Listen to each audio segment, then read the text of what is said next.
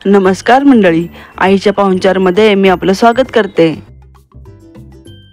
आज आपण मैसूर मसाला डोसा कसा करायचा ते पाहणार आहोत। डोसा करण्यासाठी 3 वाटी तांदूळ वाटीने मोजून घ्यायचे। आता हे तांदूळ 2 ते 3 वेळा स्वच्छ पाण्याने धुवून घ्यायचे। धुतलेल्या तांदळात पाणी घालून हे तांदूळ 8 ते 9 तासासाठी भिजत ठेवणे।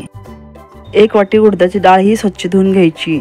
डाळ धुताना त्यातच अर्धा चमचा मेथी दाणा घालायचा। आपण 3:1 या प्रमाणात डाळ आणि तांदूळ धुवून घेतली आहे। मंडळी, डोसा सकाळी करायचा असेल तर आदल्या दिवशी सकाळी हे तांदूळ स्वच्छ धुवून घ्यायचे आणि त्याच संध्याकाळी हे भिजवलेले डाळ तांदूळ मिक्सरवर बारीक वाटून घ्यायचे। आता हे बॅटर रात्रभर आंबवण्यासाठी ठेवायचे आणि या पिठाचा आज सकाळी डोसा करायचा। आणि रात्री हा डोसा करायचा असेल तर रात्री डाळ तांदूळ धुवून ते रात्रभर भिजत ठेवायचे आणि हे सकाळी भिजवलेले डाळ तांदूळ मिक्सरवर बारीक करून घ्यायचे। आता हे वाटलेले डाळ तांदूळ दिवसभर आंबवण्यासाठी ठेवायचे आणि रात्री हा डोसा तयार करायला घ्यायचा। याप्रमाणे हे डोसाचे बॅटर तयार झाले आहे। आता मैसूर मसाला डोसा करण्यासाठी स्वच्छ धुवून साल काढून 1 गाजर खिसून घ्यायचे। 1 बीट स्वच्छ धुवून साल काढून खिसून घ्यायचा। मंडळी, मी तुम्हाला आठवण करू इच्छिते की तुम्ही माझ्या चॅनलला अजूनपर्यंत सबस्क्राइब केले नसेल तर सबस्क्राइब करायला विसरू नका।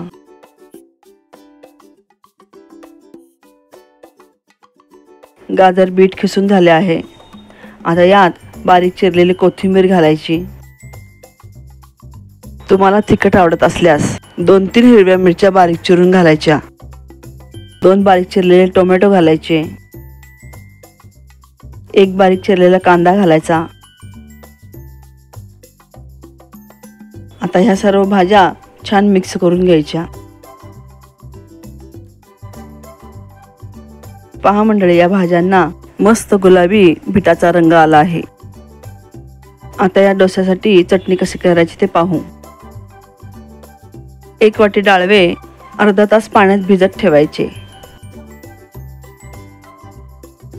अर्ध्या नारळाचे बारीक तुकडे करून घ्यायचे। मंडळी, माझ्या येणाऱ्या पुढील रेसिपी पाहण्यासाठी बेल आयकॉनवर क्लिक करा, जेणेकरून माझ्या रेसिपी तुमच्यापर्यंत पहिल्यांदा पोहोचतील। आता मिक्सर जार मध्ये 7-8 लसूण पाकळ्या, खोबऱ्याचे तुकडे, 10 ते 15 कढीपत्त्याची पाने, आवडीनुसार कोथिंबीर, 1 चमचा जिरे, 4-5 हिरव्या मिरच्या, 1 इंच आल्याचा तुकडा घालायचा, चवीनुसार मीठ घालायचे, निथळून घेतलेले डाळवे घालायचे, अर्धा चमचा साखर घालायची, आवश्यकतेनुसार पाणी घालून हे मिश्रण छान बारीक वाटून घ्यायचे। ही डोस्यासाठीची चटणी तयार झाली। या चटणीला जिरे मोहरीची फोडणी घालू शकता। आता मैसूर मसाला डोस्यासाठी सुखा मसाला कसा करायचा ते पाहू। यासाठी एका बाउल मध्ये 1 मोठा चमचा भाजलेल्या धने जिऱ्याची पावडर घालायची, पाव चमचा गरम मसाला, 1 चमचा पावभाजी मसाला घालायचा, चवीनुसार मीठ, 1 चमचा लाल तिखट घालायचे। आता हा मसाला छान मिक्स करून घ्यायचा। हा सुका मसाला तयार झाला। आंबवलेले डोस्याचे बॅटर एका भांड्यात काढून घ्यायचे। त्यात चवीनुसार मीठ घालून हे बॅटर छान मिक्स करून घ्यायचे। आता एक महत्त्वाची टिप म्हणजे उन्हाळ्यात हे बॅटर थोडेफार आंबट होते, तर हे बॅटर पातळ करण्यासाठी पाण्याचा वापर न करता त्यात आवश्यकतेनुसार दूध घालून हे बॅटर पातळ करून घ्यायचे। डोशाच्या बॅटर मध्ये दूध घातल्यामुळे त्याचा आंबटपणा कमी होतो, तसेच हा डोसा चवीलाही छान लागतो। आता मैसूर मसाला डोस्याची सर्व तयारी झाली आहे।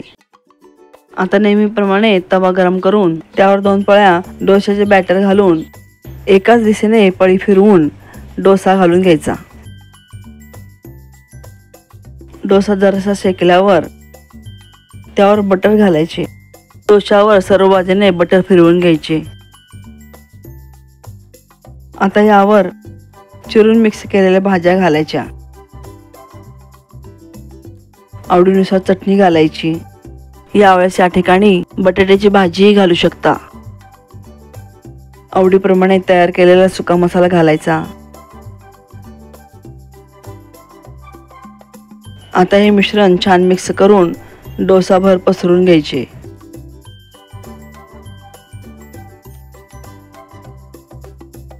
आता हा डोसा छान खरपूस खमंग शेकून घ्यायचा।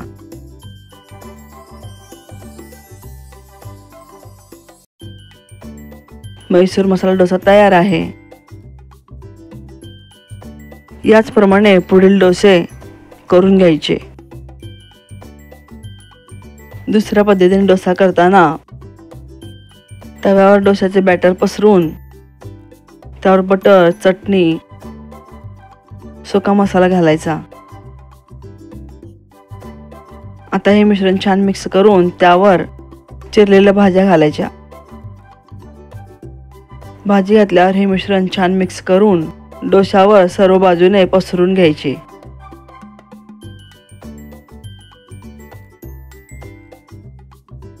आता हा डोसा खमंग खरपूस शेकून घ्यायचा।